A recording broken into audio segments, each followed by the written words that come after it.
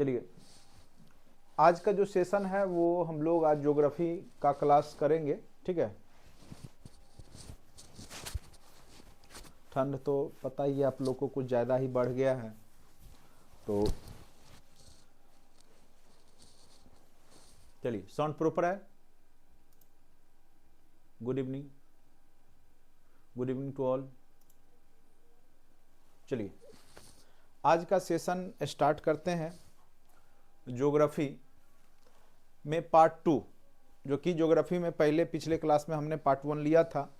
उसमें हमने आपको भारत के मानचित्र के बारे में बताया था, साथ ही भारत का जो विभिन्न पहलू था जहां से क्वेश्चंस पूछे जा सकते हैं आपके एग्जाम में, उसको हमने आपको करवा दिया था। और लास्ट में हमने ऑब्जेक्टिव कुछ क्वेश्चंस भी करवाए थे। ठीक है, उसके आगे आज का क्लास जो है उसके आगे आज का होगा। ठीक है,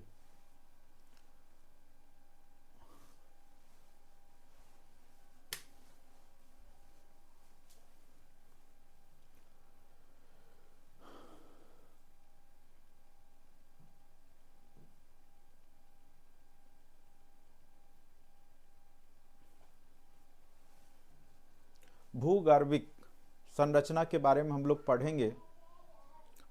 भारत का जो भूगर्भिक संरचना है, जैसे आप लोग पढ़े होंगे, प्लेट विवर्तनिक क्रिया होती है, उसके माध्यम से पूरे जो पृथ्वी है, पहले क्या था कि एक ही जगह हुआ करता था, और अल्फ्रेड वेगनर ने यह सिद्धांत दिया था 1912 में, जैसा कि आपको पता है। ठीक है, थोड़ा सा उसके बारे में बता देते हैं, क्योंकि वहाँ से भी विश्व ज्योग्राफी में भी क्वेश्चंस आते हैं और फिर यहाँ से भी इसी से रिलेटेड टॉपिक है, तो थोड़ा सा उसको भी हम आपके बीच में पेश कर दें, जिससे कि आप लोग को कॉन्सेप्ट समझ में आ जाए। ठीक है, तो एक भूवैज्ञानिक हैं, उनका नाम था अल्फ्रेड वेगनर। अल्फ्रेड वेगनर, ये क्वेश्चन पूछा हुआ है बीपीएससी में, इसीलिए हमने चर्चा कर दिया। बराबर यहाँ से क्वेश्चंस बीपीएससी पूछ देता है। इन्होंने 1912 में एक सिद्धांत दिया था। कब? तो 1912 में। इन्होंने जब पूरे विश्व के मैप को देखा तो इन्होंने अनुभव किया कि अगर देखा जाए, जैसे आप मैप देखते होंगे, ये उत्तरी अमेरिका, ये दक्षिण अमेरिका, इधर आपका जो है अफ्रीका महाद्वीप, इधर ऑस्ट्रेलिया, इधर आपका यूरोप, एशिया, और ये वाला पार्ट ग्रीनलैंड। ठीक है, इस प्रकार का है। इसको अगर एक साथ किया जाए तो कहीं ना कहीं जैसे ये वाला पार्ट है इसमें एडजस्ट हो जाता था, ये पार्ट इधर एडजस्ट हो जाता था। यानी उन्होंने अनुभव किया कि कभी ये एक ही जगह रहा करता होगा, और एक सिद्धांत दे दिया था वेगनर साहब ने, जो प्लेट विवर्तनिक क्रिया है। प्लेट, इसको प्लेट विवर्तनिकी भी कहा जाता है, कि कभी पूरे पृथ्वी के जितने भी स्थल भाग हैं वो एक जगह हुआ करते थे। यानी जैसे ये पृथ्वी है तो स्थल भाग एक जगह होता था, उसको पेंजिया कहा जाता था। कई बार पूछेगा कि जब पृथ्वी के सतह भाग जो स्थल भाग हैं एक साथ थे तो उसको क्या नाम दिया गया था अल्फ्रेड वेगनर के द्वारा, तो उसको पेंजिया नाम दिया गया था। ये क्वेश्चंस बीपीएससी पूछा हुआ है। ठीक है, और बाद बाकी जो जल वाला पार्ट था, जो समुद्र अभी महासागर है, उसको पैंथालासा नाम दिया गया था। क्या नाम दिया गया था? पैंथालासा। याद रखेंगे क्या नाम दिया गया था? तो पैंथालासा। वेगनर साहब के द्वारा ये नाम दिया गया, पेंजिया और पैंथालासा। तो पृथ्वी जो अभी स्वरूप में है पूरा, वो पहले ऐसा नहीं हुआ करता था। पहले जो है पृथ्वी का स्थल भाग एक साथ था, जिसको पेंजिया कहा गया था, और जो महासागर था वो एक साथ था, उसको पैंथालासा कहा जाता था। ठीक है, अच्छे से आप लोग साउंड जा रहा होगा। कोई भी तरह का दिक्कत होगा तो कमेंट करेंगे, दिक्कत नहीं होगा तो कमेंट करने की आवश्यकता नहीं है।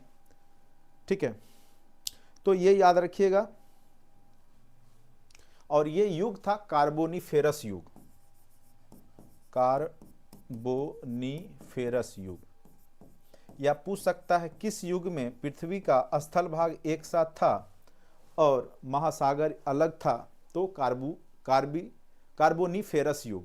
क्या नाम था उस युग का? तो कार्बोनिफेरस युग नाम था। ठीक है, उसके बाद फिर क्या हुआ कि ये जो बीच वाला पार्ट है पेंजिया, ये दो भागों में बटा। आगे चल करके पेंजिया जो है वो आपका दो भागों में बट जाता है।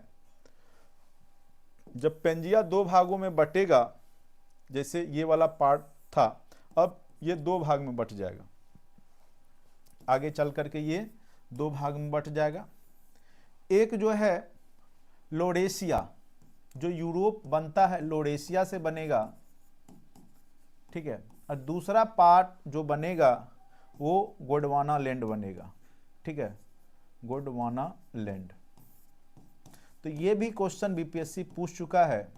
ठीक है, याद रखिएगा, जो यूरोप है वो किस प्लेट में आता था? तो वो लोरेशिया कहलाता था।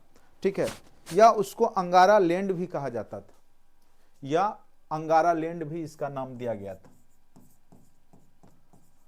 अंगारा लैंड। क्या नाम दिया गया था? तो अंगारा लैंड भी नाम दिया गया था। आप लोग इसको नोट डाउन भी करते जाइएगा, हो सकता है कि एग्जाम में पूछ दे। ठीक है, और ये जो हुआ था ट्रियासिक युग नाम था, उस युग का नाम था ट्रियासिक युग। ट्रियासिक युग, सभी युग हुआ, जैसे जुरासिक युग हुआ उसी प्रकार से एक ट्रियासिक युग हुआ, जिसमें जो है पृथ्वी का जो स्थल भाग जो एक साथ था वो दो भागों में बट गया। एक अंगारा लैंड या लोरेशिया, जो अभी यूरोप का जो पार्ट है, या एशिया का भी, एशिया का जो रूस वाला पार्ट है कुछ पार्ट, ठीक है, चीन का कुछ पार्ट, ऊपर वाला पार्ट, तिब्बत का पठार वाला पार्ट, ये सब जो है वो लोरेशिया का ही पार्ट है। बाद बाकी क्या हुआ कि जो गोंडवाना लैंड का जो दक्षिण भारत है, आपका भारत का जो दक्षिण पार्ट है, तो ये आपका क्या है, गोंडवाना भूमि का ही पार्ट है। ठीक है, और इसी से, इस गोंडवाना लैंड से ही कट करके जो है भारत जो है आगे चल करके, तो कई बार पूछेगा कि दक्षिण भारत का जो पार्ट है वो किस लैंड का पार्ट है? तो गोंडवाना लैंड का ही पार्ट है। ठीक है, तो भारत का जो मुख्य भूमि का जो निर्माण हुआ है वो गोंडवाना लैंड से ही हुआ है, ये भी याद रखिएगा। 6.5 करोड़ वर्ष पहले क्रेटेशियस युग आया एक।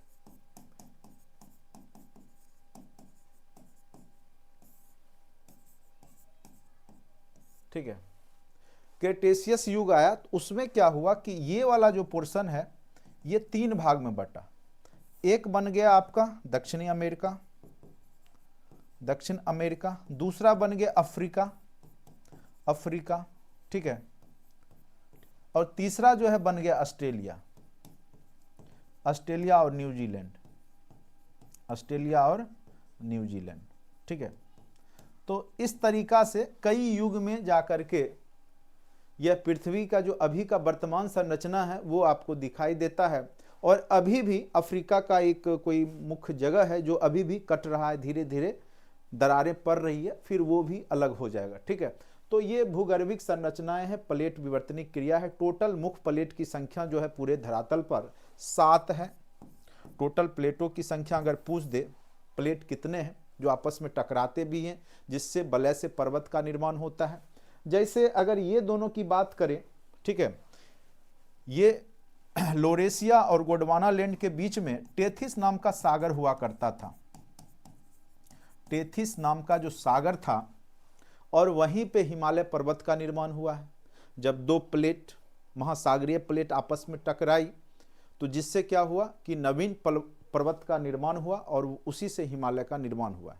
ठीक है, तो टेथिस नामक सागर जो है, अब देखिए जब नीचे का, जब ये प्लेट मान के चलिए, ये प्लेट है, ये आपस में टकराएगा तो ये ऊपर उठेगा। ठीक है, तो ये बीच का जो जल वाला भाग है वो नीचे पानी चला जाएगा। ठीक है, तो वो यहाँ का जो टेथिस नाम का सागर है उस जगह क्या बन गया, हिमालय बन गया। ठीक है, तो भारत का जो अभी हम लोग पढ़ेंगे आगे चल करके जो पर्वत चोटी है पूरा हिमालय के बारे में, तो कभी वो टेथिस नाम का सागर हुआ करता था। तो ये कॉन्सेप्ट है वर्ल्ड ज्योग्राफी का। टोटल 7 प्लेट है, जैसे उत्तरी अमेरिका का एक प्लेट हो जाएगा, एक दक्षिण अमेरिका का प्लेट हो जाएगा, जिसमें कि आपका उसके बाद यूरोप का प्लेट है, एक प्रशांत महासागर का प्लेट है। तो टोटल अगर बड़े प्लेटों की संख्या देखी जाए तो टोटल प्लेटों की संख्या कितनी है, तो 7 है। ठीक है, लेकिन छोटे छोटे प्लेट अगर देखेंगे तो बहुत सारा है, 20 प्लेट।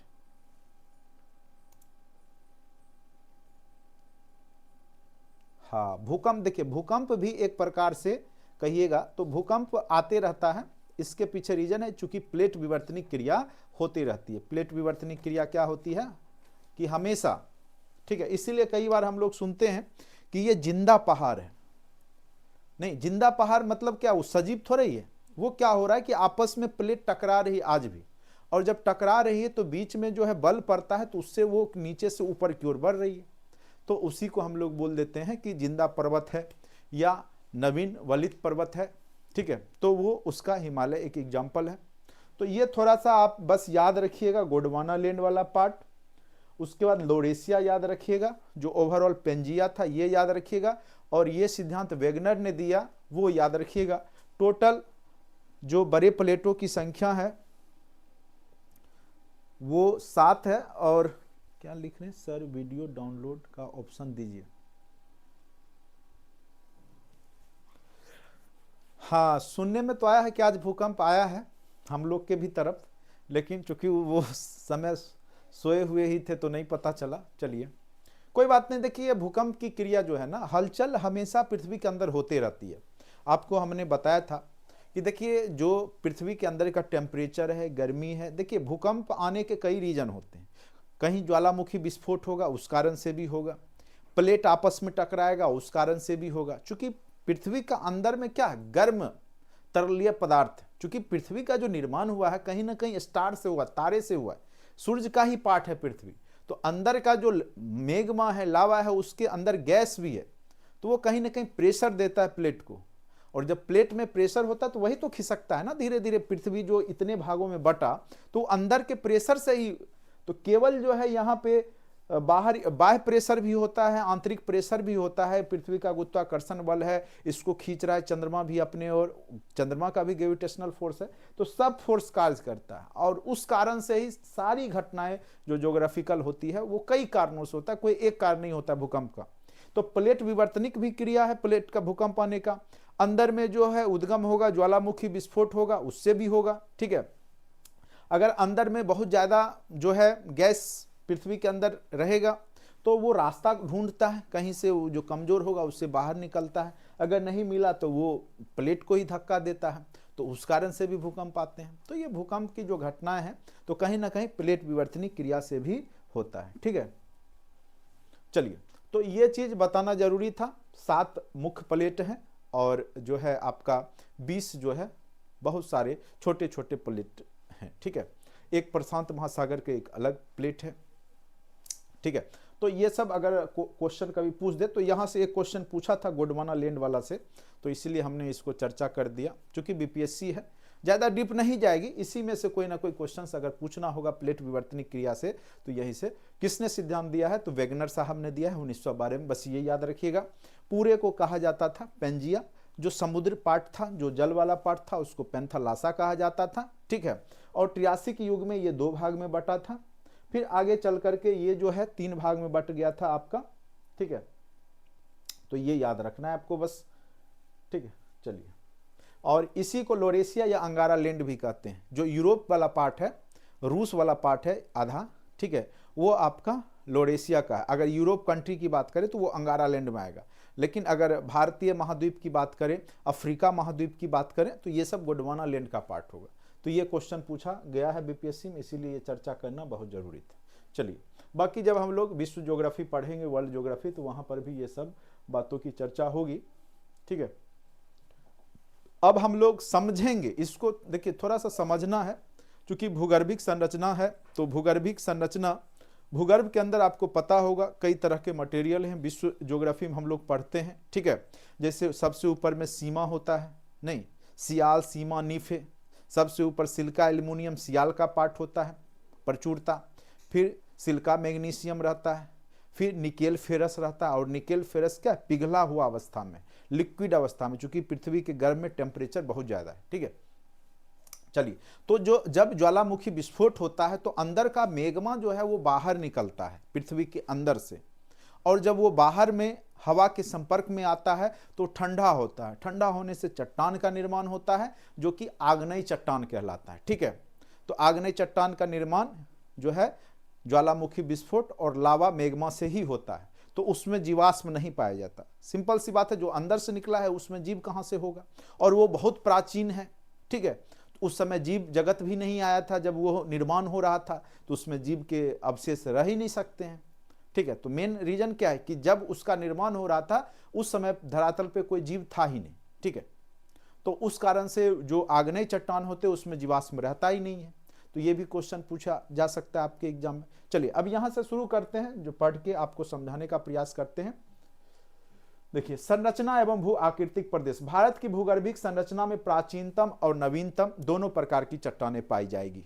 ठीक है, देखिए, जो आग्नेय चट्टान होगा फिर वही कयांतरित होकर रूपांतरित होकर के अन्य रूप में भी कन्वर्ट होगा, फिर अवसादी का भी निर्माण होगा। एक और प्रायद्वीपीय भारत में जहां आर्कियन युग की प्राचीनतम, अगर पूछेगा इनमें से कौन सा पार्ट सबसे प्राचीन निर्मित है भारत का, तो वो है दक्षिण वाला पार्ट सबसे प्राचीन है। और बिहार का भी पूछे तो कौन सा पार्ट सबसे जो प्राचीन है, तो बिहार का जो है दक्षिण वाला पार्ट है वो सबसे प्राचीन है। ठीक है, याद रखेंगे, बिहार का जो दक्षिण वाला पार्ट है वो सबसे प्राचीन है।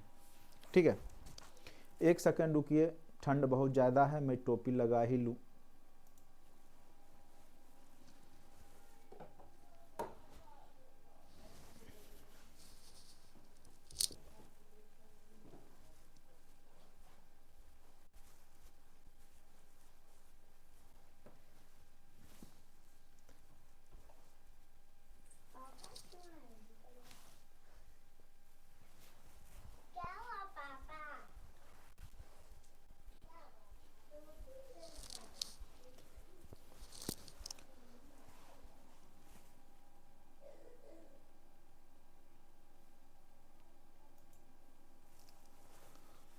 चलिए, कैप पहनना बहुत ज़रूरी है, ठंड बहुत ज़्यादा है। ठीक है, क्योंकि नहीं तो पता चला पढ़ाते पढ़ाते आप मेरा ही तबीयत खराब हुआ तो फिर आपका क्लास ही बीच में जो है रुक जाएगा। चलिए,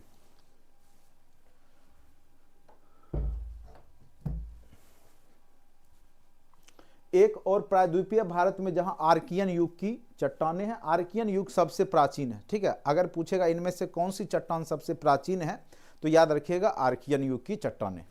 ठीक है, वहीं दूसरी और मैदानी भाग है, सबसे बाद में निर्माण हुआ है, वो जो है गंगा का बताए थे उस दिन भी, जब बिहार का जो, देखिए बिहार का ज्योग्राफी में भी बहुत सारा चीज़ आपको इंडियन ज्योग्राफी या वर्ल्ड ज्योग्राफी का कॉन्सेप्ट आ जाता है।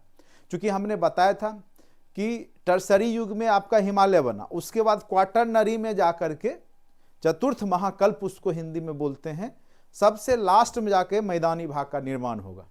ठीक है, चूंकि जब पर्वत का निर्माण हो रहा होगा तो चूंकि वहां पहले सागर होगा, टेथिस नाम का सागर होगा, जब प्लेट टकराई चट्टान बना तो बीच में खाई बना होगा, तो खाई को भरने के लिए धीरे धीरे जो है नदियां जो ऊपर से हिमालय से आई वो अपने साथ गाद लाई होगी, और धीरे धीरे जो चट्टान के टूटे फूटे कण से जो है भरते भरते जो है उस मैदानी भाग का निर्माण हुआ होगा। तो सबसे लास्ट में, सबसे बाद में जो है मैदानी भाग का निर्माण होता है, तो ये याद रखिएगा। तो अगर पूछेगा सबसे नवीन पार्ट कौन सा है, तो ऐसे भी आप बता सकते हैं कि सबसे नवीन पार्ट जो है मैदानी, उत्तर का जो मैदानी भाग है या भारत का जो मैदानी भाग है वो सबसे बाद में बना होगा। ठीक है, ये सब कई बार आपको जो है कॉमन सेंस आधारित क्वेश्चंस भी आपके एग्जाम में देखने को मिलते हैं। ठीक है, तो याद रखिएगा सबसे बाद में जो निर्मित होगा वो मैदानी भाग बनेगा।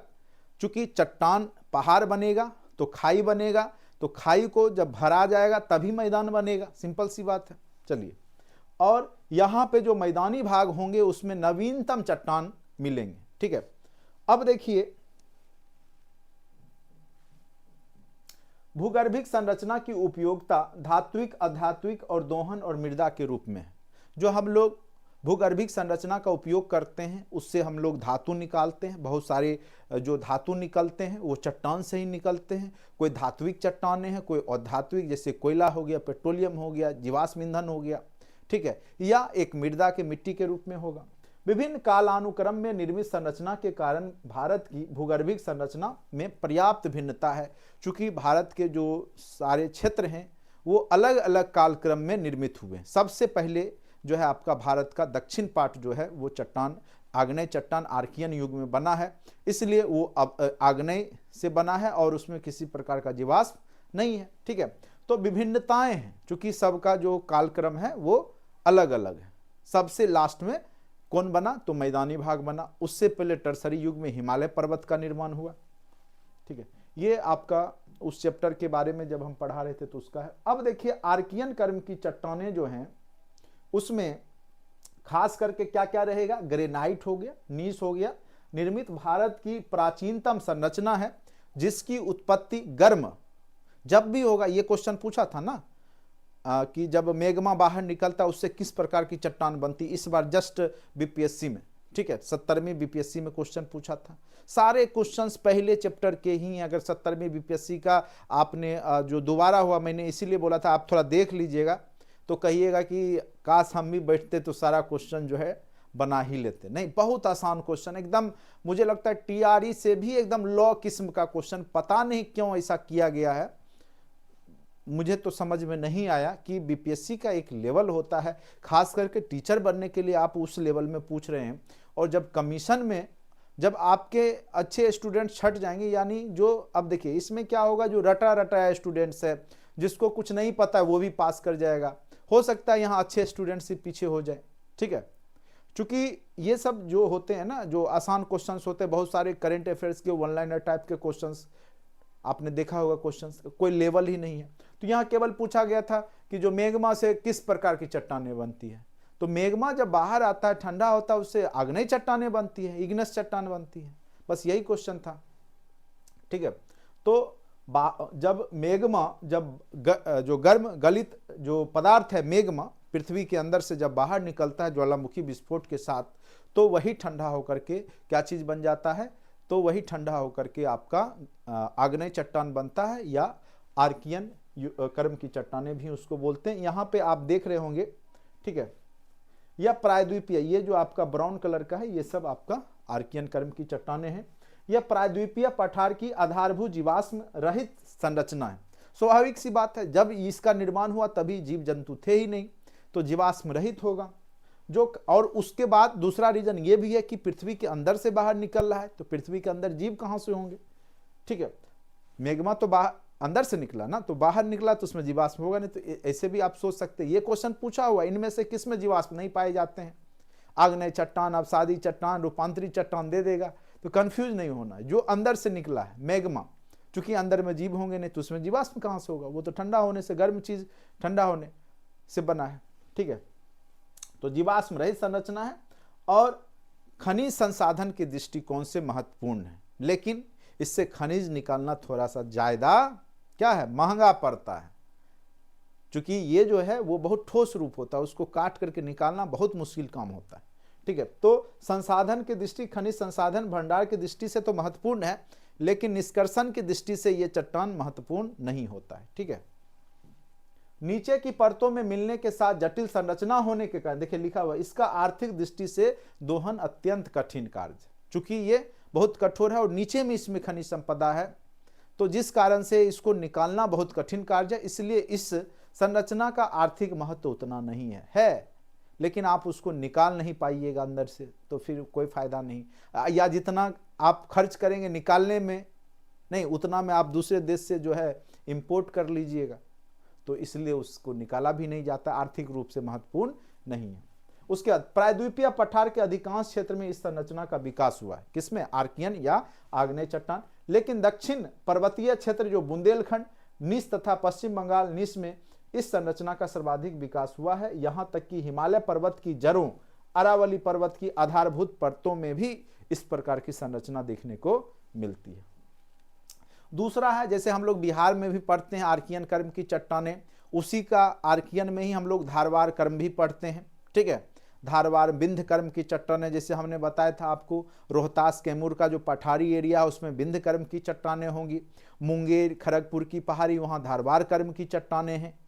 ठीक है, तो धारवाड़ कर्म की चट्टानों में क्या होगा कि बहुत सारे खनिज यहाँ पे आपको, अब ये देखिए, आर्कियन संरचना में भौतिक और रासायनिक परिवर्तन के द्वारा अवसादों के निक्षेप से, ठीक है, एक लंबे समय में आर्कियन चट्टाने के का ही जो है अवसाद से, टूट फूट से जो धारवाड़ कर्म की चट्टानों का निर्माण होता है। तो धारवाड़ कर्म बिहार में पूछेगा तो याद रखिएगा, वो मुंगेर खड़गपुर की पहाड़ी, ये सब में आपको धारवाड़ कर्म की चट्टानें ही हैं।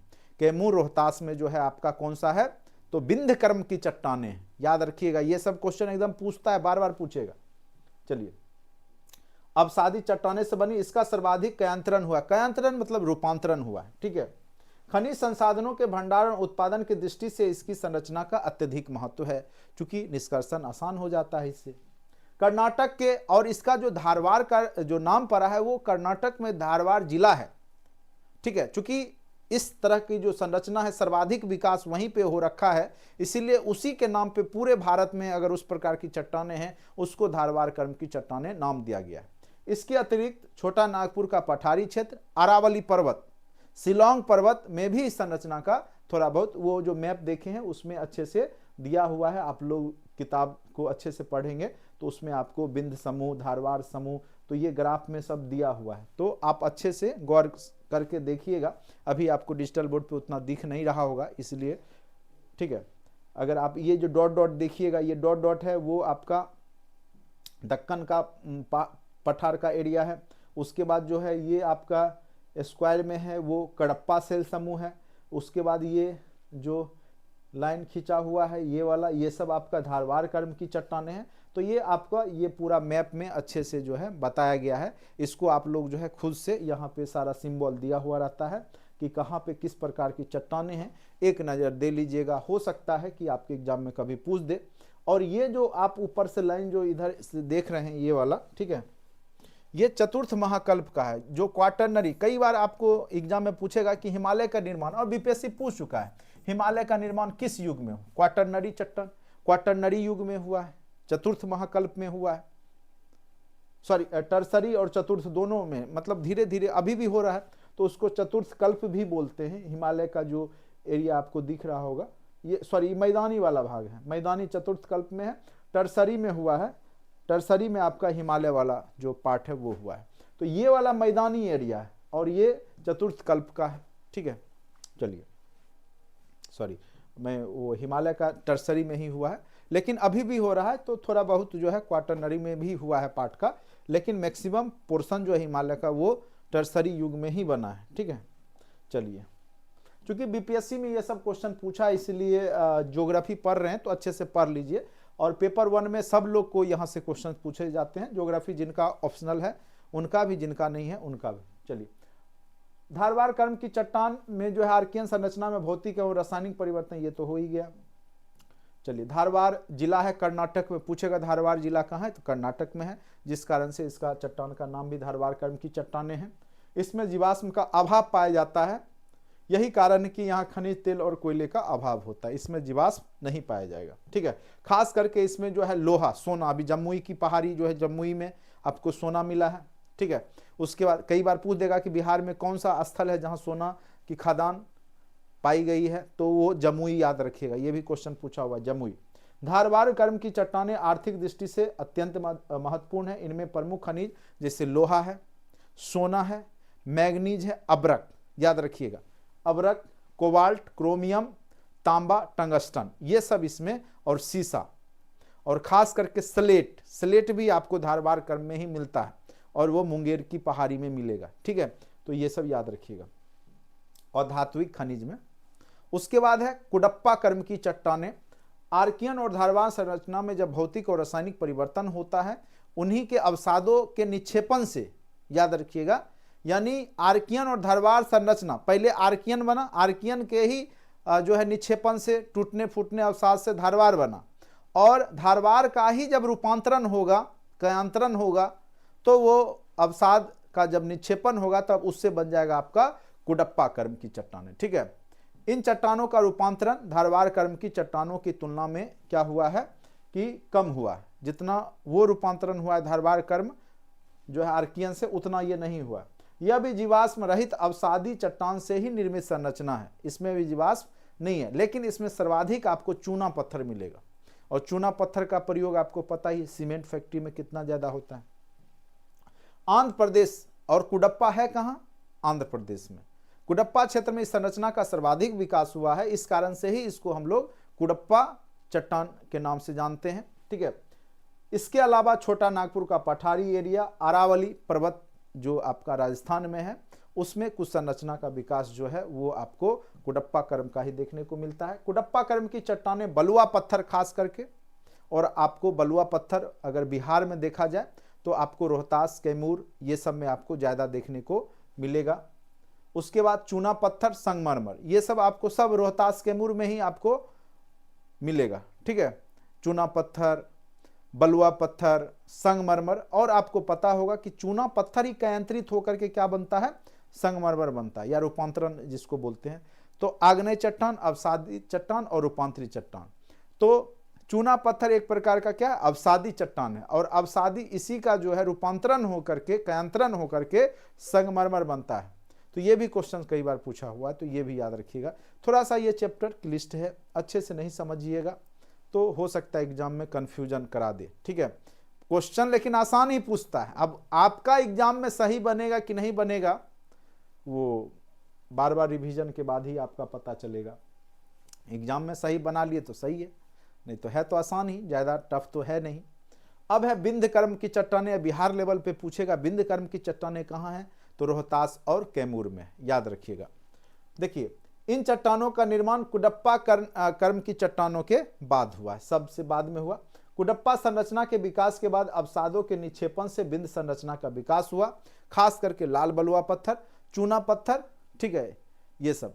और इसमें जीवाश्म के प्रमाण मिलते हैं, और धात्विक खनिज का बहुत ज़्यादा अभाव होता है। धातु के खनिज इसमें आपको दिखाई नहीं देंगे, लेकिन थोड़ा बहुत जीवाश्म ऊपर के काल में इसमें शामिल हुए हैं। भवन निर्माणकारी पदार्थों के भंडार, भवन निर्माण जैसे सीमेंट हो गया, ठीक है, उसमें इसका प्रयोग होता है सबसे ज़्यादा, याद रखिएगा, सीमेंट फैक्ट्री में। अब आ जाइए गोंडवाना कर्म की चट्टानें। गोंडवाना में आप पूछेगा इनमें से सबसे ज़्यादा कोयला कहाँ मिलता है, किस कर्म की चट्टान, तो याद रखिएगा गोंडवाना कर्म की चट्टानें हैं। ठीक है, गोंडवाना इस कर्म की चट्टानों का निर्माण ऊपरी कार्बोनिफेरस काल से लेकर जुरासिक काल में के मध्य हुआ है। कार्बोनिफेरस, अब देखिए कहा जाता है कि जुरासिक युग में जो पृथ्वी पे मानव, जैसे अभी क्या है, मानव ही शासन करता है, मानव ही राज करता है, मानव का ही तंत्र चल रहा है, लेकिन एक जुरासिक युग था, उसमें पृथ्वी पे मानव नहीं था। उस समय डायनासोर का राज हुआ करता था, डायनासोर ही सर्वे सर्वा था। जिस जीव को चाहे मार दे, खा जाए, क्या करे नहीं करे, डायनासोर डिसाइड करता। जैसे अभी हम लोग क्या है, बड़े बड़े जीव को भी कंट्रोल किए हुए, हाथी हो चाहे जो भी है, नहीं। तो एक समय था जुरासिक, एक मूवी भी आपने देखा होगा जुरासिक पार्क, तो उसी के नाम पे, जुरासिक युग के नाम पे ही है। तो जुरासिक युग में बड़े बड़े पेड़ हुआ करते थे, 50-50 फीट, 100-100 फीट के पेड़, ठीक है, बड़े बड़े पेड़ होते थे, मोटे चौड़े पेड़ होते थे, और उस समय डायनासोर रहा करता था। तो कभी ज्वालामुखी विस्फोट हो गया या किसी कारणवश, कई घटनाएं हुई हैं पृथ्वी के साथ। तो कई बार ज्वालामुखी विस्फोट के कारण भी क्या हुआ कि पृथ्वी जो है, जो अभी टेम्परेचर वो घट गया, चूंकि बादल छा गया वायुमंडल में, जलवाष्प कण छा गए वायुमंडल में, धुआं, कोहरा, कुहासा टाइप का छा गया, जिस कारण से सनलाइट पृथ्वी तक नहीं पहुंच सका, और उस स्थिति में सारे जीव मर गए, और वही धीरे धीरे सर गल करके जो है कोयला, जीवाश्म, पेट्रोल बन गए।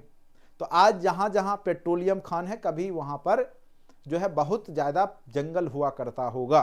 जैसे अभी आप लोग सऊदी अरब की बात है, दुबई, सऊदी अरब, कुवैत, ये जहाँ भी आप देखते हैं जो पेट्रोलियम निर्यातक देश है, जो अभी रेगिस्तान बना हुआ है, बालू ही बालू है, वो कभी वहाँ पे पेड़ ही पेड़ हुआ करते होंगे। इसी कारण से वो जब नीचे गए अंदर में, तो वही सरगल के एक निश्चित टेम्परेचर और दाब के कारण जो है वो पेट्रोलियम बन चुके हैं। ठीक है, तो जहाँ पृथ्वी पे अभी आपको जो दिख रहा है, चूंकि ये परिवर्तनशील पृथ्वी है, हम आप जो है कुछ दिन के लिए पृथ्वी पे आते हैं, 60 साल, 70 साल, 80 साल, और ये बरसों से ये पृथ्वी चलती आ रही है। ठीक है, तो कई तरह की घटनाएं होती रहती है।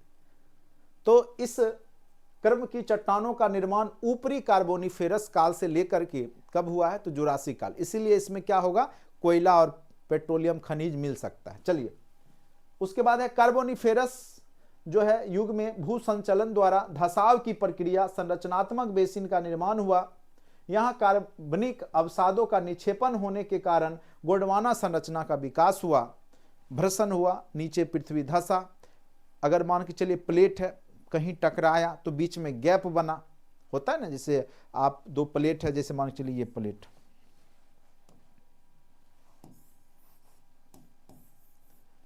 ठीक है, तो ये आपस में टकराया तो ये हुआ, तो ये यहां धंसेगा, और धंसेगा तो ये वाला जो पेड़ पौधा है वो अंदर घुसा, तो वही धंसाव से जो है कार्बोनिफेरस युग में जो है इस गोंडवाना कर्म की चट्टान का निर्माण हुआ। और इसमें सबसे ज्यादा कोयला का भंडार है। ये क्वेश्चन पूछ सकता है कि किस कर्म की चट्टान में सबसे ज्यादा कोयला भारत में पाया जाता है, तो वो चट्टान है आपका गोंडवाना कर्म की चट्टान, जिसमें सर्वाधिक कोयला आपको देखने को मिलेगा। तो ये क्वेश्चन पूछा हुआ है और पूछेगा किस कर्म की चट्टान में सबसे ज्यादा कोयला, और इसीलिए आपको पता होगा कि झारखंड या उड़ीसा वाला क्षेत्र में आपको कोयला, छत्तीसगढ़ में ये सब में देखने को मिलता है। ठीक है, जिन घाटियों में इस संरचना का विकास हुआ उन्हीं घाटियों का संबंध वर्तमान समय में जैसे है ये दामोदर, ये भी एक बार टीआरई के एग्जाम में पूछ दिया था।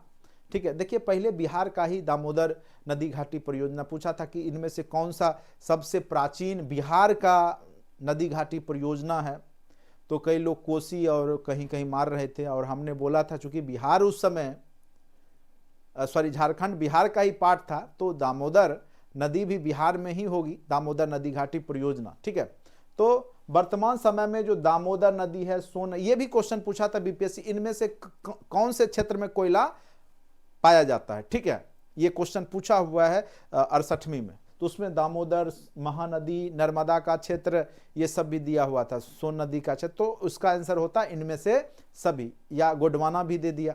ठीक है, गोंडवाना क्षेत्र, दामोदर नदी घाटी क्षेत्र, सोन नदी घाटी क्षेत्र, तो इन सब में जो है कोयला का जो है क्षेत्र है। ठीक है, तो इन घाटी में कोयला पाई जाती है, तो इसका आंसर एक से अधिक हो जाता है। ठीक है, तो इस तरह भी क्वेश्चंस बीपीएससी पहले पूछ रहा था, तो अब तो इनमें से एक से अधिक वाला जो है हटा दिया है फिलहाल, फिर मन की बात है कब डाल देगा, या एक से अधिक वाला तो ऐसे भी तो ऑप्शन नंबर डी में रह सकता है। ठीक है, यह संरचना क्रम भारत की ऊर्जा आवश्यकताओं का आधार है। गोंडवाना क्रम से ही 98% कोयला जो है प्राप्त होती है, जो भारत में जो यूज होगा उसका 98% कोयला जो है गोंडवाना क्रम की चट्टान से ही प्राप्त होता है। खास करके छोटा नागपुर का जो पठारी एरिया है झारखंड का, दामोदर नदी बेसिन कोयला भंडार की दृष्टिकोण से भारत का सर्वाधिक महत्वपूर्ण क्षेत्र है, ये याद रखिएगा। ठीक है, तो भूलिएगा नहीं, गोंडवाना क्षेत्र जो है, गोंडवाना जो चट्टाने हैं उसी में आपको जो है क्या है, तो कोयला है, और चूंकि ये कार्बोनिफेरस युग और जुरासिक युग तक चला है, तो इस कारण से इसमें बहुत ज्यादा कोयला है। चलिए, उसके बाद है दक्कन ट्रैप। ट्रैप मतलब होता है सीढ़ी, तो दक्कन का जो क्षेत्र है, जैसे वो ऐसे ऐसे करके जैसे है ना ऊपर उठते गया, जैसे, तो दक्कन ट्रैप बोलते हैं इसीलिए। ठीक है, इस प्रकार से जो चट्टान का निर्माण हो रहा है, ट्रैप मतलब सीढ़ी होता है, दक्कन ट्रैप। दक्कन ट्रैप का जो निर्माण होता है क्रेटिशियस से लेकर के इयोसीन काल, ये सब नाम है, काल का नाम है, क्रेटिशियस से लेकर इयोसीन काल तक होगा। इस संरचना का विकास लावा प्रवाह के फलस्वरूप सीढ़ी नुमा आकृति के रूप में हुआ है। क्रेटेशियस युग में शांत दरार प्रकार की ज्वालामुखी प्रक्रिया द्वारा बेसाल चट्टान से निर्मित संरचना का विकास हुआ, जो कि क्या कहलाता है, दक्कन ट्रैप। ठीक है, इमेज में सारा लिखा हुआ है कौन सा दक्कन ट्रैप है, क्या है वो आप देख लीजिएगा। दक्कन ट्रैप बेसाल्ट एवं डोलोमाइट चट्टानों से निर्मित है। पूछेगा कि इनमें से बेसाल्ट चट्टानें किस चट्टान का पार्ट है या किस ट्रैप में, तो दक्कन ट्रैप जो है, दक्कन का जो पठारी एरिया है उसमें बेसाल्ट चट्टान है और डोलोमाइट चट्टान है, याद रखिएगा। बेसाल्ट और डोलोमाइट कहाँ मिलेगा, दक्कन का जो ट्रैप है, दक्कन का चट्टानी एरिया है उसमें मिलेगा। ठीक है, चट्टानों के विखंडन से ही काली मिट्टी, और दक्कन ट्रैप में ही आपको कपास की खेती होगी। जितना भी आप देखिएगा महाराष्ट्र गुजरात के एरिया में कपास की खेती होती है, क्योंकि वो दक्कन का ट्रैप। अभी आपको इमेज थोड़ा सा दिखा ही देते हैं ऊपर में,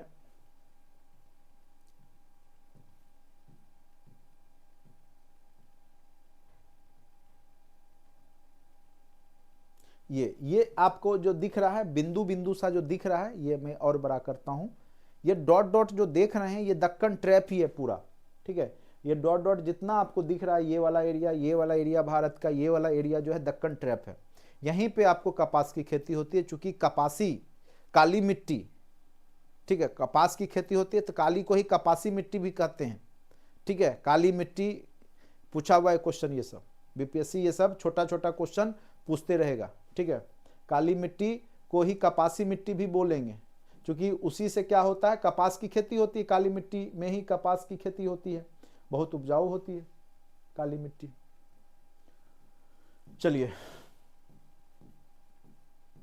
देखिए, पढ़िए आराम से, छोटे छोटे क्वेश्चंस ही आपके एग्जाम में पूछे जाते हैं, बस आप उसको याद रखिए। ठीक है, याद रखेंगे कहीं कोई दिक्कत नहीं, कोई बड़ा चीज नहीं है, ये सब छोटा छोटा कॉन्सेप्ट है। और थोड़ा सा एक बार देख लीजिएगा तो बेसाल्ट जो काली मिट्टी जो बनता है वो बेसाल्ट चट्टानों के ही टूटने फूटने से बनता है।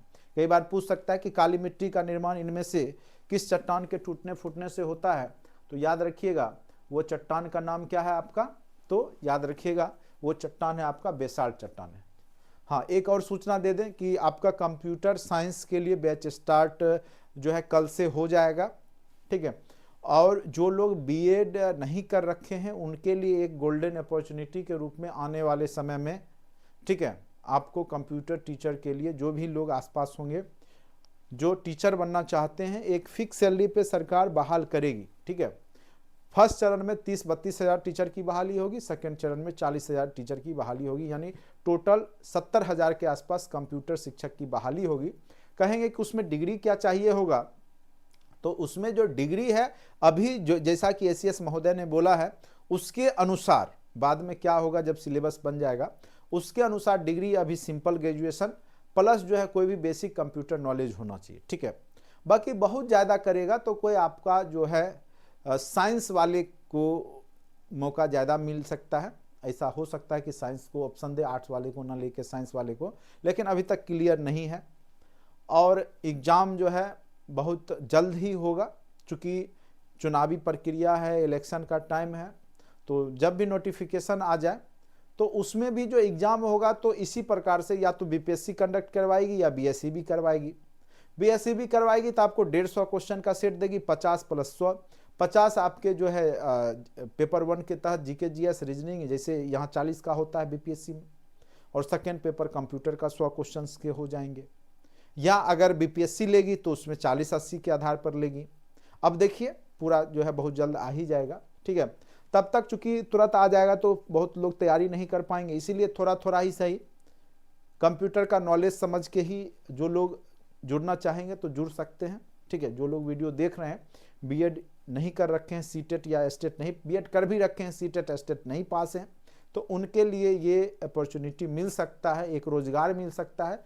चूँकि नंबर ऑफ सीट्स बहुत ज़्यादा होगा तो इसमें टीचर बनने की संभावना आपकी रहेगी। ठीक है, चलिए तो बैच स्टार्ट कल से होने वाला है। कंप्यूटर ऐसे तो पेपर 1 का हो ही रहा है, ये सब पेपर 1 में यहाँ से भी क्वेश्चन 4-5 पूछे ही जाते हैं।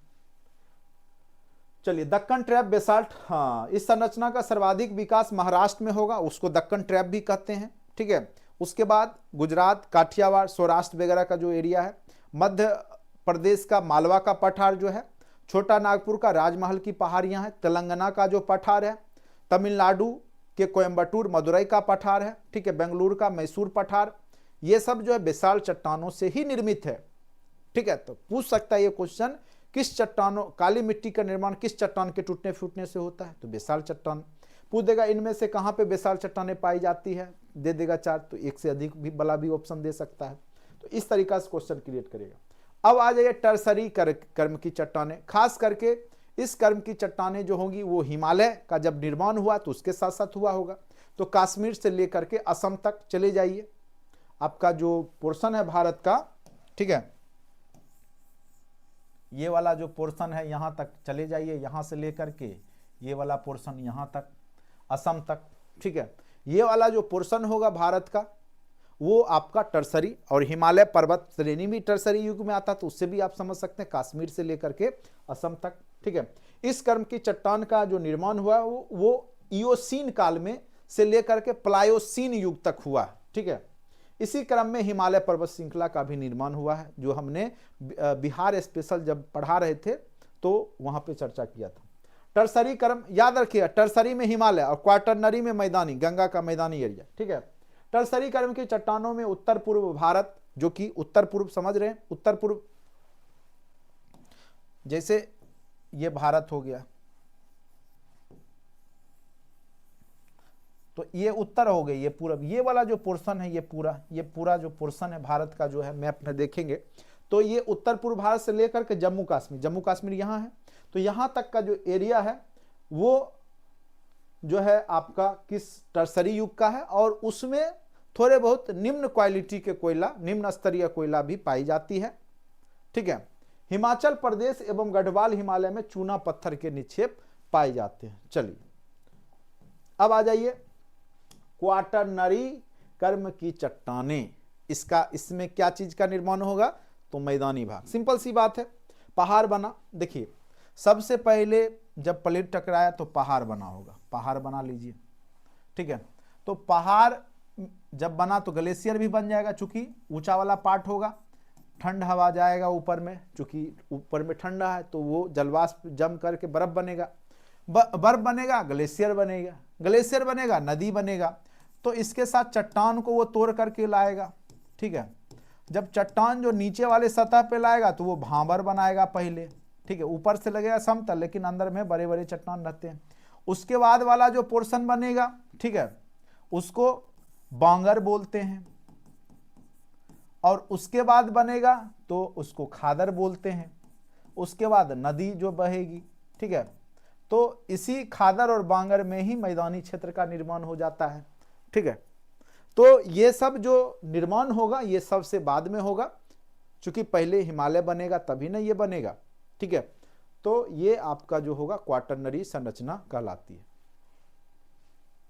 पुरानी जलोढ़ मिट्टी को क्या बोलते हैं, अभी लिखा हुआ ही, पुरानी जो पहले बना उसको क्या बोलेंगे, बांगर, और नवीन जलोढ़ मिट्टी को क्या बोलेंगे, खादर बोलेंगे। तो ये याद रखिएगा, यहां लिखा हुआ है।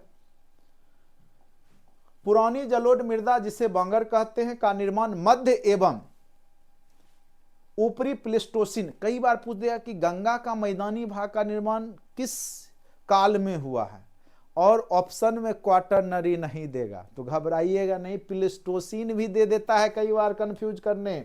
और एक बार बीपीएससी ये दिया हुआ है प्लेस्टोसिन वाला, तो याद रखिएगा प्लेस्टोसिन काल भी उसको कहते हैं। जबकि नवीन जलोढ़ जो बना है खादर, उसका निर्माण प्लेस्टोसिन से लेकर के वर्तमान जो काल है उसमें चल रहा है। अभी वर्तमान का काल जो है वो होलोसीन कहलाता है।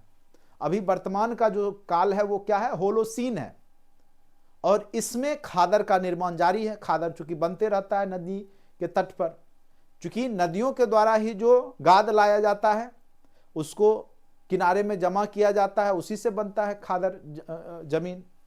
तो ये अभी भी होता है। अभी का युग कौन सा युग है, तो होलोसीन युग है। तो प्लेस्टोसीन युग से लेकर के होलोसीन युग का जो काल है वो आपका खादर का है, और प्लेस्टोसीन युग है बांगर। तो याद रखिएगा, तो कोई भी ऑप्शन दे सकता है, बीपीएससी कंफ्यूज कराने में माहिर है। ठीक है। चलिए, कश्मीर घाटी का निर्माण प्लेस्टोसीन काल में हुआ है, प्लेस्टोसीन काल में कश्मीर घाटी, और थार मरुस्थल का भी निर्माण जो हुआ है वो प्लेस्टोसीन काल में ही मिलते हैं, उसके भी निक्षेप। अब भारत का भू आकृतिक प्रदेश को थोड़ा सा देखिए। ये भारत है आपका प्यारा। ठीक है। मैप में अच्छे से आप लोग देख पा रहे होंगे। ये वाला जो प्लेट है इसी को हम लोग क्या बोले थे, दक्कन का प्लेट। दक्कन का प्लेट, जहां पे बेसाल चट्टानों के टूटने फूटने से काली मिट्टी का निर्माण हुआ, जहां कपास की खेती की जाती है। ये आपको जो ब्राउन कलर का दिख रहा है, ये येलो कलर का दिख रहा है, ये आपका डिजर्ट है, सूखा हुआ है, वर्षा नहीं होता है, क्योंकि बीच में अरावली पर्वत है, और जो दक्षिण पश्चिम मानसून है इधर से निकल जाती है, इधर वर्षा नहीं होता है। ठीक है। तो यहां रेगिस्तान हो गया, तो ये डिजर्ट हो गया येलो कलर का। उसके बाद ये वाला जो हरा भरा दिख रहा है ये गंगा का मैदानी एरिया है, या उत्तर का मैदानी भाग हम इसको बोलेंगे, क्योंकि बिहार में गंगा का मैदानी भाग, लेकिन ये पूरे भारत का है तो बोलेंगे उत्तर का मैदानी प्लेन एरिया, उत्तर का मैदानी भाग। इसके ऊपर जो ब्लू कलर आसमानी आपको दिख रहा होगा ये हिमालयन रेंज है, यहां से यहां तक आना मम्मी याद रखिएगा। अरुणाचल प्रदेश, नागालैंड नहीं, मणिपुर, मिजोरम, त्रिपुरा, मेघालय, बीच में इधर अरुणाचल, इधर बीच में असम, तो ये सब बताए थे उस दिन, पहला क्लास भी देख लीजिएगा। तो ये सब भी क्वेश्चन पूछते रहता है। इधर आपका भूटान है, यहाँ पे आपका नेपाल है, ठीक है, तो ये सब क्वेश्चन आपको पूछेगा। इधर म्यांमार है, यहाँ पे आपका बांग्लादेश है, ठीक है। चलिए, तो ये जो आपको, उसके बाद ये आपका हो गया पश्चिमी घाट, ये हो गया पूर्वी घाट, नहीं पूर्वी घाट और पश्चिमी घाट, क्योंकि ये दोनों साइड में क्या है, पहाड़ है, पहाड़ का रेंज है। नीलगिरी पहाड़ी में ही जाकर के पूर्वी घाट और पश्चिम घाट मिलता है। अभी पहाड़ जब पढ़ाएंगे तो उसमें ये सब भी चर्चा करेंगे। तो ये थे आपके जो हैं, जो भू आकृतिक है भारत का, उसको बांटा गया है। भारत के भू आकृतिक प्रदेश को जो है वो किस प्रकार बांटा गया उसके रूप में। भारत एक विशाल भूभाग है, इसका निर्माण विभिन्न भूगर्भिक कालों के दौरान हुआ है। भूगर्भिक वो तो था चट्टान, अब है ओवरऑल पूरा भारत का भू आकृतिक प्रदेश कैसे बना है, कौन कौन में क्या क्या चीज है, ठीक है। तो भूगर्भीय निर्माणों के अतिरिक्त कई अन्य प्रक्रियाएं जैसे अपक्षय, अपर्दन, निक्षेपण द्वारा वर्तमान उच्चावाचों का निर्माण एवं उसमें संशोधन हुआ है। उच्चावाच मतलब जो स्थल का जो भाग है उसका निर्माण हुआ, जैसे हिमालय का निर्माण हुआ, जैसे अरावली पर्वत का निर्माण हुआ। तो ये सब जो है अपक्षय, अपर्दन, निक्षेपण से हुआ है, ठीक है। उसके बाद है भारत को निम्नलिखित भू आकृतिक खंडों में बांटा जा सकता है। ये चित्र में आप देख ही रहे हैं, यहाँ लिखा हुआ है उत्तर या उत्तर पूर्व पर्वतमाला। ये पूरा पर्वतमाला हो गया, ये यहाँ से यहाँ तक जो आप देख रहे हैं, ये वाला जो रेंज है, यहाँ से लेकर के ये वाला जो रेंज है, ये वाला रेंज यहाँ पे ज्यादा चौड़ा है। जम्मू कश्मीर में ये ज्यादा चौड़ा है और इधर आकर के बहुत पतला हो गया है रेंज, पर्वत का रेंज, याद रखिएगा। तो यानी ये पश्चिम में ज्यादा चौड़ा है हिमालय पर्वत, और पूरब में, और हिमालय पर्वत भी कई पर्वतों का श्रृंखला है, समूह है। जैसे उसमें भी एक ट्रांस हिमालय है, एक ग्रेट हिमालय है, एक मध्य हिमालय, लघु हिमालय, तीसरा है शिवालिक। जैसे ये मान के चलिए, ये ट्रांस तिब्बत का पठार वाला जो एरिया है वो ट्रांस हिमालय है, उसके बाद बृहत हिमालय है, उसके बाद लघु हिमालय, उसके बाद शिवालिक है, ठीक है। इस प्रकार से रेंज गया है। तो ये ट्रांस वाला एरिया हो गया, ट्रांस हिमालय कहलाता है। ये आपका जो है बृहत हिमालय या ग्रेट हिमालय बोलते हैं। एक लघु हिमालय है, और सबसे जो छोटा है, छोटका भाई, उसको हम लोग शिवालिक बोलते हैं। और यही शिवालिक समूह ही बिहार में है, शिवालिक समूह ही पश्चिम चंपारण बिहार में है, हिमालय का ही छोटा भाई। तो कोई हिमालय कोई एक पर्वत का श्रृंखला नहीं है, कई हैं उसमें, ट्रांस हिमालय, बृहत हिमालय, लघु हिमालय, शिवालिक हिमालय, ठीक है। और जो बिहार का जो पार्ट है वो शिवालिक हिमालय का पार्ट। चलिए आगे अभी हिमालय पढ़ाएंगे तो उसमें चर्चा करेंगे। तो उत्तर और उत्तर पूर्व का पूरा पर्वत श्रेणी जो है उत्तर में ज्यादा चौड़ा है, उधर आकर के बहुत पतला हो गया, ठीक है। उसके बाद उत्तर का मैदानी एरिया जो पढ़ेंगे, जो सबसे बाद में बना क्वाटरनरी युग में, उसके बारे में पढ़ेंगे। उसके बाद प्रायद्वीपीय पठार, सबसे पहले इसका निर्माण हुआ आग्नेय चट्टान से। उसके बाद भारतीय मरुस्थल, वर्षा नहीं होगा, पानी नहीं जाएगा, बारिश नहीं होगा, सुखाड़ पड़ जाएगा, मरुस्थल बन गया। तटीय मैदान जो हो गया, ये तटीय कोस्टल एरिया, पूर्वी का, पश्चिम का और पूरब का। द्वीप समूह, लक्षद्वीप समूह है, इधर जो है आपका लक्षद्वीप समूह है, इधर अंडमान निकोबार द्वीप समूह है, ठीक है। तो वो भी भारत का ही पार्ट है। तो उसके बारे में अब देखिए एक एक करके इसमें अच्छे से उत्तर तथा उत्तर पूर्व का पर्वतमाला। अब देखिए यहाँ पे जो पर्वतमाला चला यहाँ से यहाँ तक, ये आपका उत्तर और उत्तर पूर्व का पर्वतमाला है।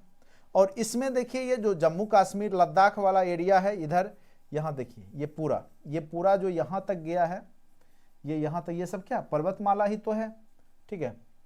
ये सब क्या, ये पूरा जो आपको जो ये दिख रहा है, ये क्या है, पर्वतमाला ही है। इसमें देखिएगा सबसे ऊपर में आपको इस साइड में काराकोरम दिखेगा, उसके बाद लद्दाख दिखेगा, उसके बाद जास्कर श्रेणी है, उसके बाद आपका जो है ये पीर पंजाल है। तो अभी कश्मीर, अगर इसको ऐसे बांटिएगा तो एक आपको जो होता है कश्मीर हिमालय, ठीक है, या सॉरी इसको हम लोग पंजाब हिमालय बोलते हैं। जो कश्मीर वाला एरिया है उसको पंजाब हिमालय बोलते हैं। उसके नीचे जाइएगा एक कुमायूं हिमालय है, उसके नीचे जाइएगा नेपाल हिमालय है, उसके नीचे जाइएगा असम हिमालय है, ठीक है। अगर रेंज देखा जाए उत्तर से उत्तर पूर्व की ओर जब जाते हैं तो सबसे ऊपर वाला एरिया जो है यहाँ वाला उत्तर वाला, वो पंजाब हिमालय है। और ये जो है पंजाब हिमालय वो सिंधु और सतलज नदी, यहाँ पे सारी नदियां हैं, सिंधु है, सतलज, ब्यास, झेलम, चेनाब, ये सब सिंधु, झेलम, चेनाब, रावी, ब्यास, सतलज, सबसे लास्ट में सतलज है।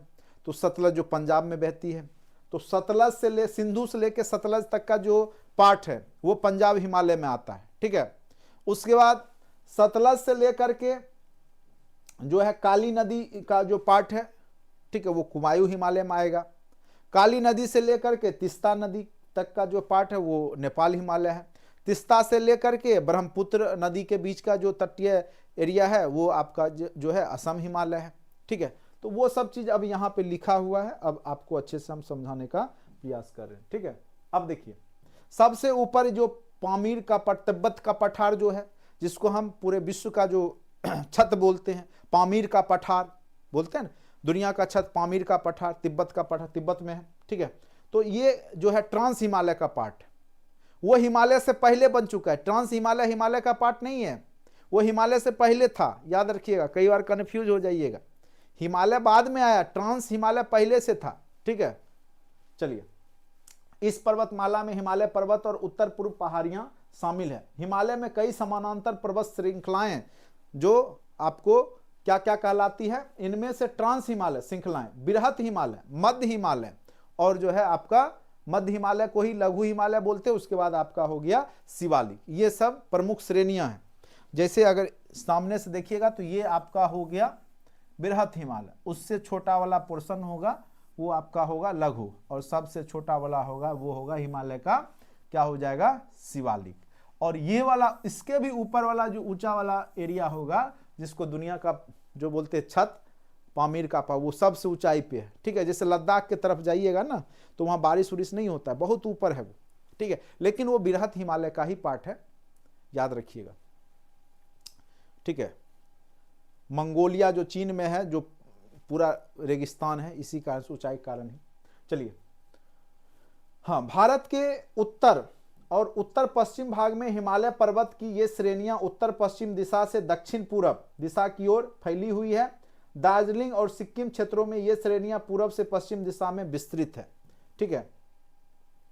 यहां पर जो है आपका लक्षद्वीप समूह है, यहां पे आपका अंडमान निकोबार द्वीप समूह है, जिसमें हमने बताया था सबसे नीचे जो है इंदिरा पॉइंट, जो कि कितने पे है, तो 6 डिग्री 4 मिनट पे ही है, ठीक है।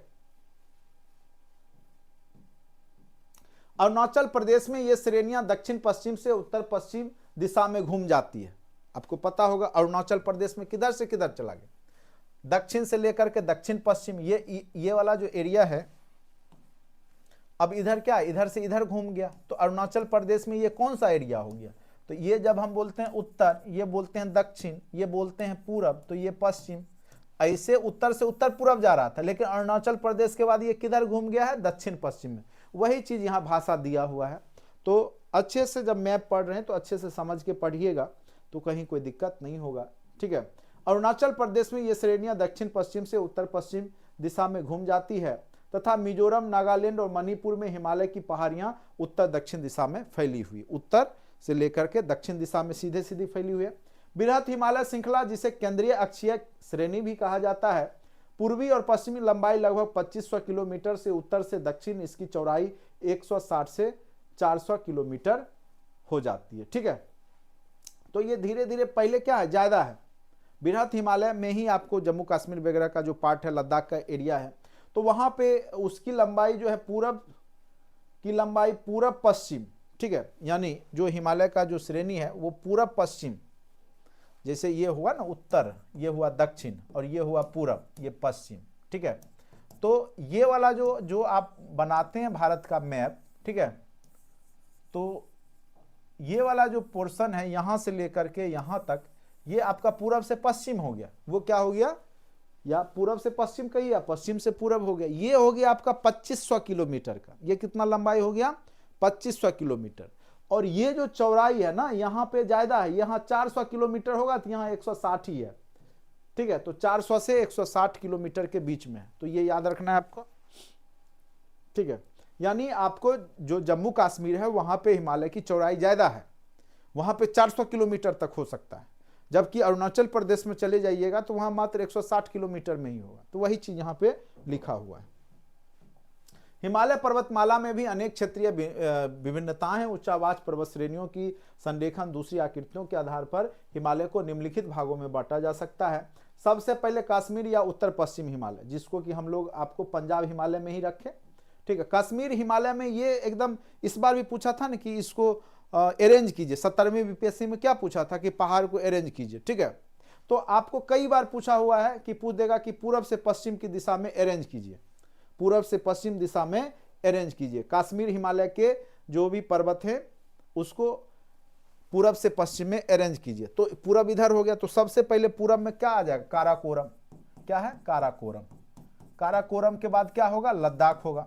K2 जो गॉडविन ऑस्टिन हम लोग बोलते हैं, चूंकि वो पाकिस्तान ऑक्युपाइड कश्मीर में चला गया है, पीओके का पार्ट है, इसलिए K2 गॉडविन ऑस्टिन को हम लोग सर्वोच्च चोटी नहीं मानते। हम लोग कई बार एग्जाम में कंचनजंगा आंसर देता है। क्यों देता है, चूंकि K2 जो है वो पाकिस्तान ऑक्युपाइड कश्मीर में, ऐसे हम तो पाकिस्तान ऑक्युपाइड कश्मीर को भी भारत का भाग ही मानते हैं।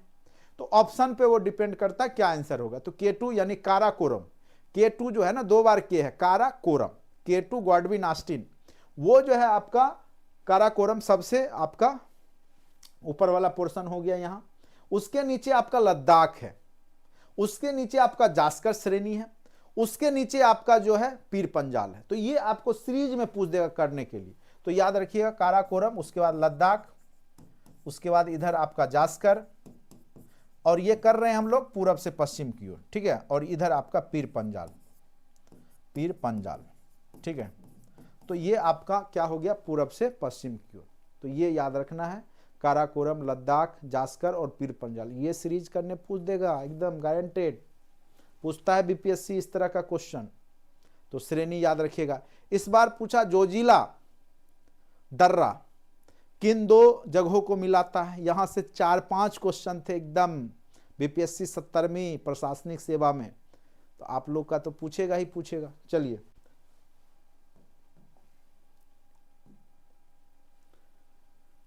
तो काराकोरम, लद्दाख, जास्कर, पीर पंजाल, ये सब कश्मीर हिमालय का ही पार्ट है, याद रखिएगा। कश्मीर हिमालय में काराकोरम, लद्दाख, जास्कर श्रेणियां ट्रांस हिमालय श्रेणी का ही हिस्सा हैं। श्रेणियां हिमालय के उत्तर में स्थित हैं तथा हिमालय की तुलना में पुरानी हैं। जो ट्रांस हिमालय है, ये सब जो श्रेणी है वो हिमालय से पहले का श्रेणी है। ये हिमालय बाद में बना, उससे पहले ट्रांस हिमालय बन चुका था, याद रखिएगा। ट्रांस हिमालय हिमालय का पार्ट नहीं है, ये भी याद रखिएगा। बृहत हिमालय पर्वत श्रेणी पश्चिम में सिंधु नदी से लेकर के, अब यहां से शुरू होगा बृहत हिमालय, जिसको हम लोग हिमालय मेन रूप से ये हुआ बृहत हिमालय, यानी सिंधु नदी से लेकर के पश्चिम में सिंधु नदी, और पूरब में चला जाएगा कहां पे, तो याद रखिएगा। अगर बात करें पंजाब हिमालय का, तब नहीं, पूरे हिमालय की बात करेंगे तो पश्चिम में आपका कौन है, सिंधु नदी से लेकर के पूरब में चले जाइए, दिहांग जो है आपका ब्रह्मपुत्रा नदी तक, ठीक है। असम, अरुणाचल प्रदेश, देखिए यहां लिखा हुआ नंगा पर्वत से लेकर नामचा बरुआ, नंगा पर्वत है आपका कहां पे, कश्मीर में, उससे लेकर के आप पहुंच जाइए कहां, तो अरुणाचल प्रदेश, नामचा बरुआ में, तो वहां तक का जो पार्ट है वो हिमालय का पार्ट। इन दोनों की सीमाओं के मध्य में इसकी आकृति चाप के समान है। आकृति तो हमने आपको इमेज के माध्यम से दिखाई दिया। हिमालय की चौड़ाई में पर्याप्त भिन्नताएं हैं। पश्चिम में वही चीज हमने बताया था उस समय, पश्चिम में 400 किलोमीटर चौड़ा है जहां कश्मीर है, लेकिन जब पूरब में चले जाइएगा तो उसका चौड़ाई घट गया है, 160 किलोमीटर होता है। इस प्रकार यह कश्मीर में अधिक चौड़ा, जबकि पूरब की ओर इसकी चौड़ाई घटते जाती है, ठीक है। बृहत हिमालय तथा पीर पंजाल श्रेणी के मध्य विश्व प्रसिद्ध कश्मीर घाटी है। कई बार पूछेगा कि कश्मीर घाटी किन 2 श्रेणी के बीच है, तो बृहत हिमालय और पीर पंजाल जो है उसके बीच में आपका कौन सा घाटी है, तो कश्मीर घाटी है, और डल झील है। नदी, झील, ये सब में अंतर होता है, आपको पता होना चाहिए, ठीक है। झील मतलब हुआ स्थिर पानी, इसीलिए डल झील का पानी अभी ठंड में जम गया होगा। झील का पानी जम जाता है, बर्फ हो जाता है। नदी का पानी बर्फ कभी नहीं हो सकता, क्योंकि वो स्थिर पानी है, टेम्परेचर बहुत कम हो जाता है, 0 से भी कम हो जाता है, तो बर्फ बन जाता है डल झील वगैरह। चलिए, ये वाला जो आपको थोड़ा बहुत दिख रहा होगा, ये थोड़ा सा फिर से हम आपको दिखा दें। ये जो भारत का ऊपर वाला एरिया है, यहां से लेकर के ये यहां तक गया, असम तक गया, ये वाला पोर्शन है वो पंजाब हिमालय। कौन सा हिमालय है, पंजाब हिमालय। बताए थे सिंधु से सतलज नदी के बीच का एरिया। ये वाला एरिया जो कुमायूं हिमालय, उत्तराखंड हिमाचल प्रदेश वाला, उत्तराखंड हिमाचल प्रदेश में जो है वो कौन सा हिमालय है, तो कुमायूं हिमालय है। और ये जो है आपका सतलज नदी से लेकर के, सतलज से लेकर के काली नदी, और ये भी क्वेश्चन बीपीएससी में पूछा था, काली नदी की कौन सा नदी जो है नेपाल के साथ बॉर्डर बनाती है भारत का, तो काली नदी 2 बार पूछ चुका है बीपीएससी, हिट लिस्टेड है, ठीक है। उसके बाद ये वाला पोर्शन है वो नेपाल हिमालय है, और ये वाला पोर्शन है वो असम हिमालय है, ठीक है। तो याद रखिएगा, सिंधु से सतलज नदी के बीच का एरिया पंजाब हिमालय, सतलज से काली नदी तो वो आपका कुमायूं हिमालय, काली नदी से तीस्ता नेपाल हिमालय, और तीस्ता से देहांग ब्रह्मपुत्रा नदी तो वो आपका है असम हिमालय। आगे होगा वो भी आपको चर्चा करेंगे। दक्षिण एशिया के महत्वपूर्ण हिमनद बोल्टेरो तथा सियाचिन इसी प्रदेश में है, ठीक है। कहाँ पे, तो बृहत सियाचिन, ये ग्लेशियर वाला एरिया सियाचिन वाला एरिया है, ठीक है। ये सब कहाँ पे है, बृहत हिमालय में ही है। और अगर पूछेगा कि वैष्णो देवी वगैरह किस हिमालय का पार्ट है, तो वो भी बृहत हिमालय का ही पार्ट है। वैष्णो देवी जाते हैं ना, ठीक है। लेकिन केदारनाथ बद्रीनाथ ये एरिया है कुमायूं हिमालय का, ठीक है। केदारनाथ बद्रीनाथ याद रखिएगा कौन सा हिमालय का पार्ट है, तो केदारनाथ बद्रीनाथ ये सब है आपका जो है लघु हिमालय का पार्ट, या उसको हम लोग बोलेंगे कुमायूं, कुमायूं वाला जो पोर्शन में है, सॉरी कुमायूं हिमालय में आपको वो दिखाई देगा, ठीक है। तो ये सब भी क्वेश्चन आपके एग्जाम में पूछे जाते हैं, तो थोड़ा बहुत ध्यान रखना पड़ेगा कौन सा क्वेश्चन कब पूछ देगा, ठीक है। आपका जो जितने भी आपका प्रयाग है, देव प्रयाग, विष्णु प्रयाग, कर्ण प्रयाग, ये सब कुमायूं हिमालय का ही पार्ट है, ठीक है। याद रखिएगा। वैष्णो देवी, अमरनाथ की गुफा, वैष्णो देवी और अमरनाथ की गुफा वो बृहत हिमालय का पार्ट।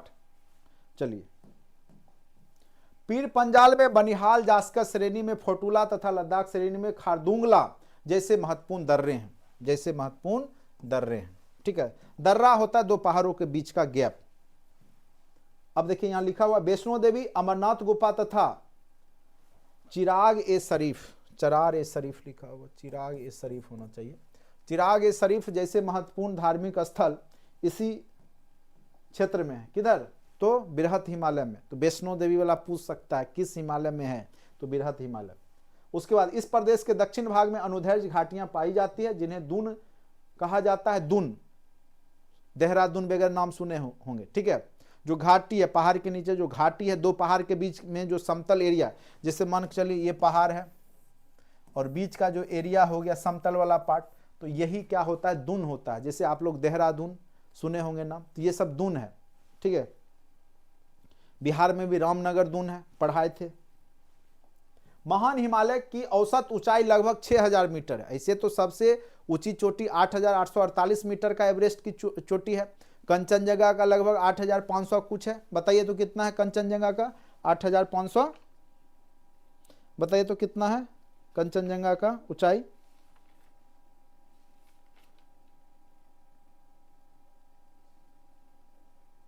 कंचनजंगा का 8598, ठीक है। कितने प्रकार का काल होता है सर, देखिए जितना पढ़ा है उतना ही याद रखिएगा, उतना डीप में जाइएगा तो बहुत ज़्यादा कंफ्यूज होइएगा, ठीक है। प्लेस्टोसीन काल बोले, जो काल बोले बस उतना ही पढ़िए। बहुत सारा युग हुआ है तो उतना आप नहीं पढ़िए, उसके लिए फिर आपको पूरा रिसर्च करने की आवश्यकता। कन्फ्यूजन कुछ भी नहीं है यहाँ। जितने भी पर्वत का निर्माण हुआ टर्सरी युग में हुआ, ठीक है। बाद बाकी क्वाटरनरी में हुआ मैदानी भाग। सबसे पहले आपका आर्कियन युग में हुआ, ठीक है। कार्बोनिफेरस युग आया, उसी में कोयला का निर्माण हुआ है जो जुरासिक युग तक हुआ, ठीक है। तो ये सब जो भी चीज़ हमने पढ़ाया है उसको बस ध्यान रखिए। बाकी युग पढ़ना होगा तो ज्योग्राफी में आपको अच्छे से डीपली रिसर्च करेंगे, आप बढ़िया से पढ़ेंगे तो फिर हर एक युग के बारे में आप जानिएगा, ठीक है। उतना पूछता नहीं है, इसलिए ज़्यादा दिमाग भी लगाने की आवश्यकता नहीं है आपको। जितना ज़रूरत का चीज़ हम बता दिए हैं, आप एक बार नहीं दोबारा वीडियो देख लीजिएगा, 3 बार देख लीजिए, इतना करके जाइए ना, एक भी क्वेश्चन नहीं छूटेगा। मैं गारंटी के साथ बोलूँगा, एक भी क्वेश्चन इससे बाहर बीपीएससी आज तक ना पूछी है ना पूछेगी। हम वही चीज़ पढ़ा रहे हैं जो पूछती है, इसलिए ज़्यादा दिमाग अपना नहीं लगाइएगा। हाँ, अगर आपको टीचर बनना है, विद्वान बनना है, तो आप स्पेशल ज्योग्राफी का बहुत सारा बुक है, खरीदिए, उसको पढ़िए, उसमें बहुत कुछ होगा। तो कम से कम 2-3 साल लगेगा आपको ज्योग्राफी का अच्छा अध्ययन करने के लिए, ठीक है। कोई तुरंत का काम नहीं है ये सब। हमें तो सब विषय पढ़ाना होता है, हिस्ट्री भी पढ़ाना है, हिस्ट्री में भी वर्ल्ड, एनिशिएंट, मिडिवल, मॉडर्न सब पढ़ाते हैं। फिर फिजिक्स, केमिस्ट्री, बायो भी पढ़ाते हैं, कंप्यूटर भी पढ़ाएंगे, मैथ भी पढ़ाते हैं, रीजनिंग भी पढ़ाते हैं। तो हम जितना पढ़ा रहे उतना पढ़िए, ये आपको हम जरूरत लायक ही पढ़ा रहे हैं, इससे ज़्यादा आपको ना पूछता है ना पूछेगा, ठीक है। महान हिमालय की औसत ऊंचाई याद रखिएगा 6000 मीटर है, 6000 मीटर, जबकि एवरेस्ट की चोटी 8848 मीटर है। और आपका जो कंचनजंगा है वो याद रखिएगा 8598 मीटर है। कंचनजंगा जो है, कंचनजंगा 8598 मीटर, ठीक है, कंचनजंगा होता है, ठीक। एक सेकेंड,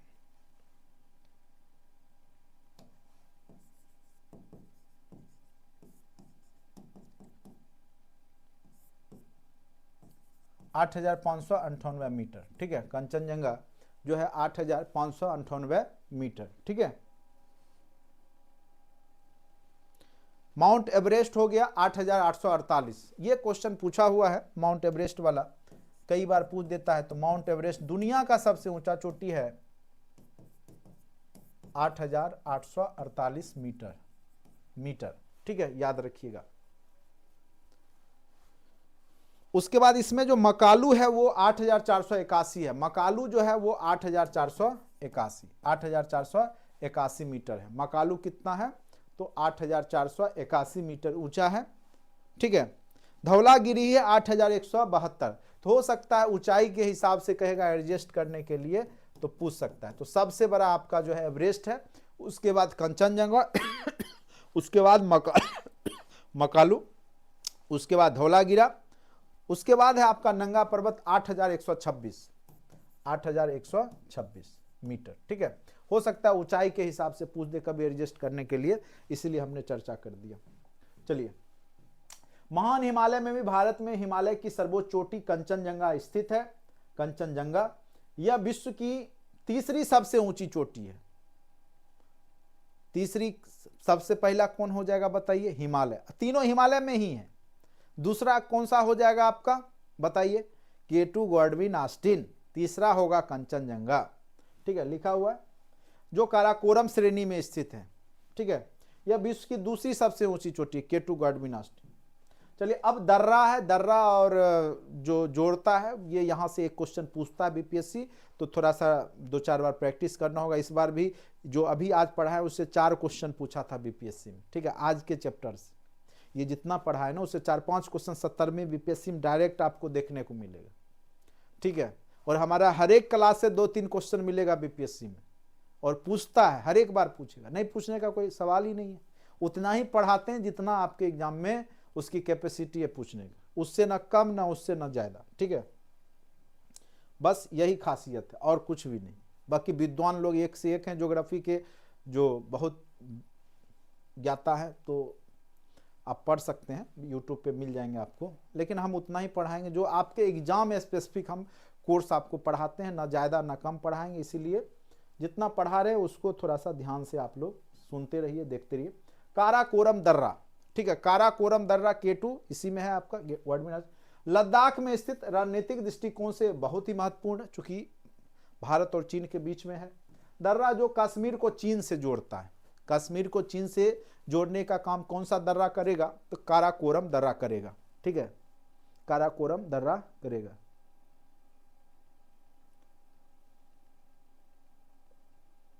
देखिए, एडीसीए वाले को भी मौका मिल सकता है, कोई बड़ी बात नहीं है। बिना एडीसीए वाले को भी मौका मिल सकता है, कोई बड़ी बात नहीं है।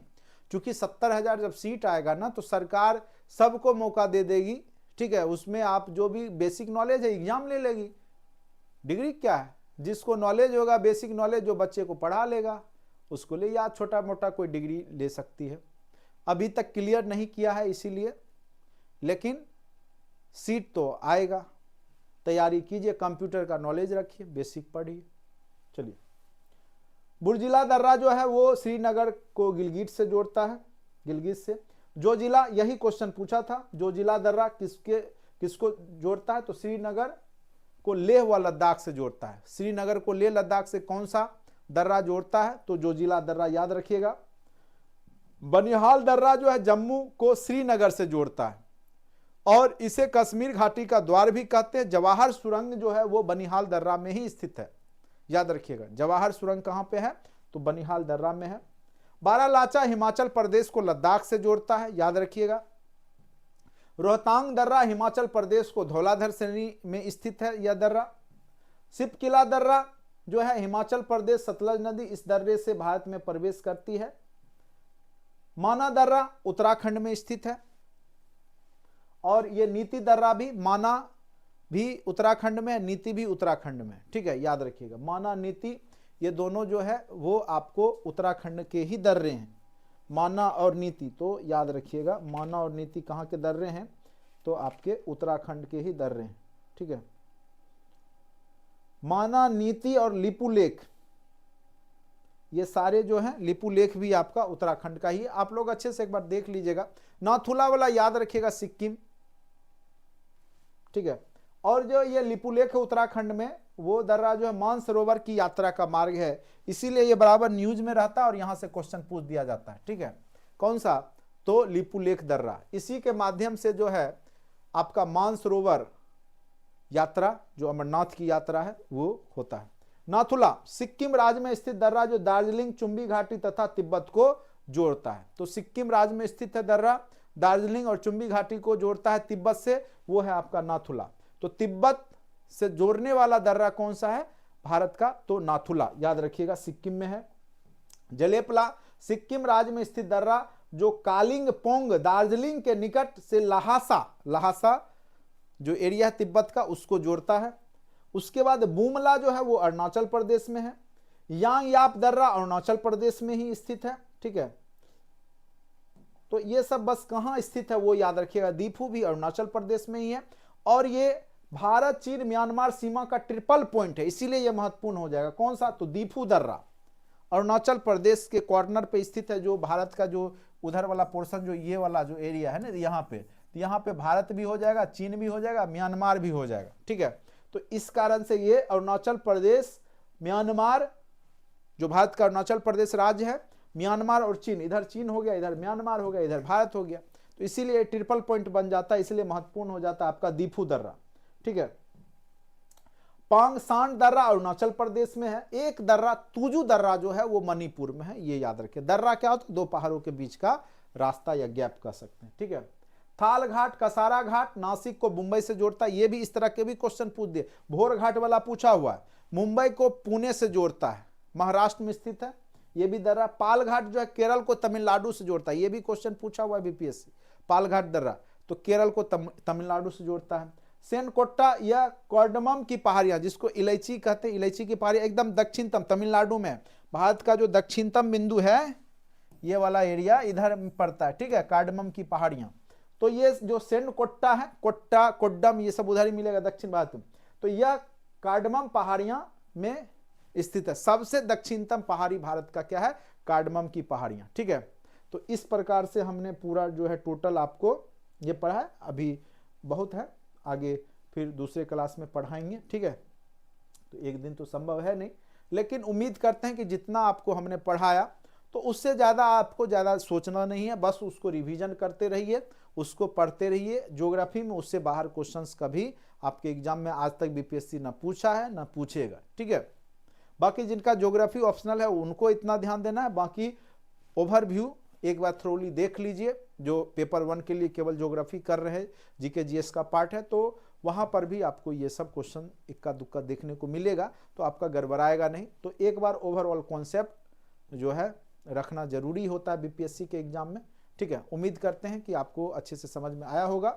जो लोग जुड़ना चाहते हैं कंप्यूटर टीचर के लिए, बैच स्टार्ट हो चुका है, ऐप में डाउनलोड कर लीजिए, उसमें आपको बीपीएससी कंप्यूटर टीचर दिखेगा, उसको बाय कर लीजिए।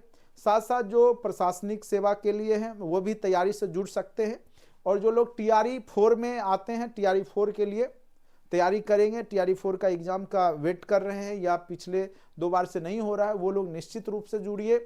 सारा कॉन्सेप्ट पे आधारित जो है थ्योरी पार्ट मेरे द्वारा विशेष रूप से कराया जाएगा। बाकी test series, video lectures, PDF, ये सारे कुछ आपको जो है कंटेंट में अवेलेबल रहते हैं, तो निश्चित रूप से आपको फायदा मिलेगा। ठीक है, आज के क्लास में इतना ही, धन्यवाद।